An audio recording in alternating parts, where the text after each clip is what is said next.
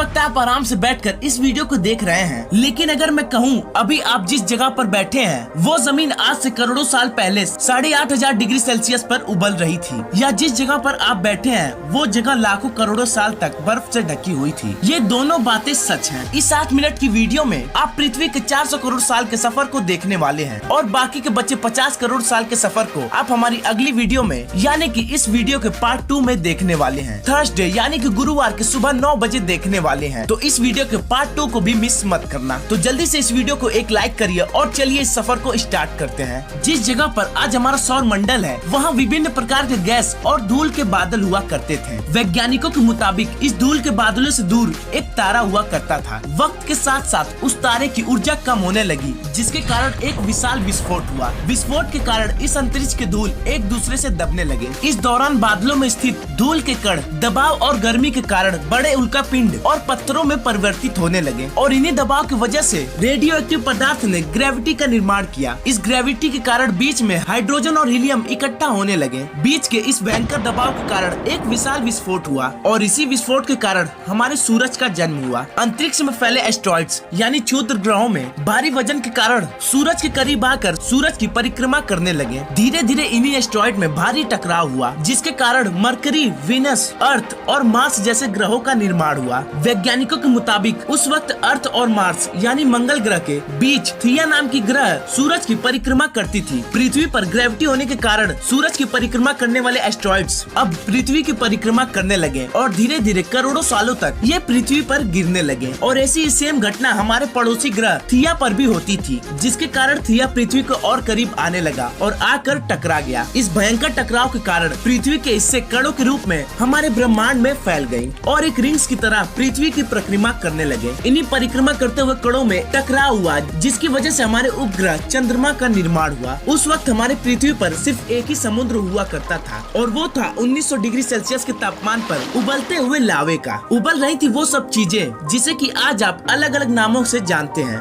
वक्त के साथ साथ पृथ्वी धीरे धीरे ठंडी हो रही थी, जिसके कारण पृथ्वी के खनिज पदार्थ जैसे कि धातु और रेडियो एक्टिव पदार्थ पृथ्वी के केंद्र पर जाकर इकट्ठा हो गए और हल्के पदार्थ पृथ्वी के सतह पर आ गए। लाखों सालों तक पृथ्वी पर उल्कापिंड की बरसात हुई और इन गिरते हुए उल्कापिंड में जमा था नमक, मिनरल्स और पानी। करोड़ों सालों तक इन उल्कापिंड की बरसात होती रही और धीरे धीरे पृथ्वी की ऊपरी सतह पानी से ढकने लगी। वैज्ञानिकों के मुताबिक यही वो वक्त था जब दूर गहरे पानी के अंदर निकलते ज्वालामुखियों से पहली बार सूक्ष्म जीवों का निर्माण हुआ। लाखों सालों बाद एक ऐसा समय आया जब पृथ्वी की पूरी सतह पानी से ढक चुकी थी। हमारे पृथ्वी के सबसे अंदर का कोर रेडियो एक्टिव पदार्थ से बने होने के कारण हरदम गर्म होता रहता है, लेकिन जब भी पृथ्वी की ऊपरी सतह ठंडी हो जाती है तब पृथ्वी के अंदर की गर्मी बाहर नहीं निकल पाती है, जिसके कारण ज्वालामुखियों का निर्माण होता है। और उस वक्त कुछ ऐसा ही हुआ था। पानी से ढके पृथ्वी पर हजारों ज्वालामुखी निकलने लगे और आने वाले लाखों सालों तक इन ज्वालामुखियों का निकलना चलता रहा, जिसके कारण पानी के ऊपर जमीनों का निर्माण हो रहा था। इस वक्त पृथ्वी पर वातावरण न होने के कारण उल्कापिंडों की बरसात हो रही थी। आज से लगभग 300 करोड़ साल पहले पृथ्वी पर एक ऐसा वक्त आया जब पृथ्वी का वातावरण स्थिर होने लगा था। ज्वालामुखियों का निकलना धीरे होने लगा और पृथ्वी का एक दिन 12 घंटे का हो गया था। साल बीतते गए और धीरे धीरे ये सूक्ष्म जीव विकसित होते गए और इन समूहों में रहने लगे। आज से लगभग 250 करोड़ साल पहले पृथ्वी पर ऐसे जीवों का निर्माण हुआ जो जीने के लिए इन पानी के अंदर के मिनरल्स यानी कि खनिज पदार्थ और धूप का इस्तेमाल करते थे और मल त्याग के रूप में ऑक्सीजन निकालते थे। इस वक्त तक पृथ्वी पर ज्यादातर ज्वालामुखी निकलना बंद हो गए थे और इन माइक्रो बैक्टीरिया की वजह से वातावरण में ऑक्सीजन की मात्रा बढ़ रही थी। वातावरण में ऑक्सीजन बढ़ने की वजह से पृथ्वी का वायुमंडल बनना शुरू हो गया और आने वाले हजारों करोड़ों साल तक वातावरण में ऑक्सीजन की मात्रा बढ़ती रही, जिसकी वजह से पृथ्वी के ज्यादातर हिस्सों में ये सूक्ष्म जीव फैल गए। हजारों सालों बाद एक ऐसा वक्त आया जब पृथ्वी पर ज्यादा ऑक्सीजन बढ़ने की वजह से ये सूक्ष्म जीव मरना शुरू हो गए थे।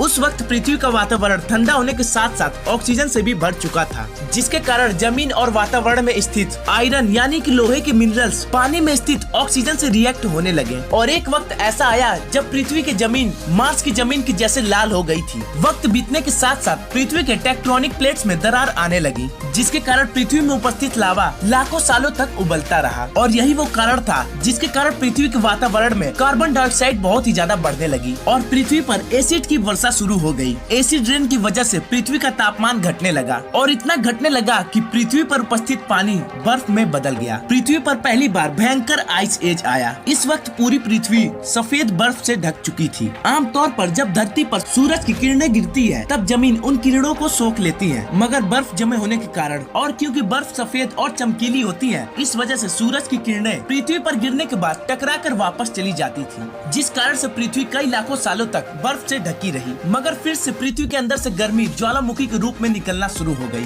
और इन ज्वालामुखी से निकलने वाली गर्मियों ने बर्फ को पिघलाना शुरू कर दिया। इसी बीच पृथ्वी के गहराई में बचे कुछ सूक्ष्म जीव अब धीरे धीरे बदल रहे थे और अब वो ऑक्सीजन को अपने शरीर को बड़ा और धीरे धीरे जटिल बनाने के लिए इस्तेमाल करने लगे थे। इस बीच पानी की सतह पर छोटे समुद्री पौधे निकलना शुरू हो गए थे। बाहर जैसे जैसे ज्वालामुखी निकल रहे थे वैसे वैसे वातावरण कार्बन डाइऑक्साइड की वजह से गर्म हो रहा था। लेकिन इसके बाद क्या हुआ, जानने के लिए मिलना थर्सडे यानी कि गुरुवार के सुबह 9 बजे। और हाँ, अगर ये वीडियो अच्छी लगी हो तो इस वीडियो को लाइक और चैनल को सब्सक्राइब जरूर कर लेना, ताकि हमारी वो पार्ट 2 वाली वीडियो सबसे पहले आप तक पहुंच सके। और हाँ, अगर ये वीडियो अच्छा लगा हो तो अपने दोस्तों के साथ शेयर जरूर करिएगा। So till then keep learning and keep growing. Thanks for watching this video.